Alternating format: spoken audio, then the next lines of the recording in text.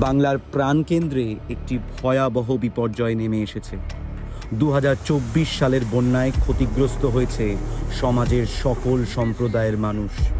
ধ্বংস হয়েছে ঘরবাড়ি, ফসল এবং জীবন জীবিকা।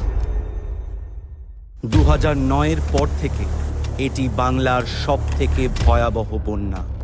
লক্ষাধিক মানুষ ভিটেহারা হয়েছেন এবং জীবন চিরতরে বদলে গেছে।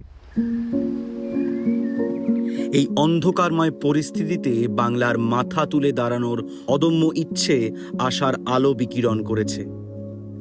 শক্তিশালী হয়ে ওঠো বাংলা, আমরা ঐক্যবদ্ধভাবে আবার গড়ে তুলব, ঘুরে দাঁড়াবো।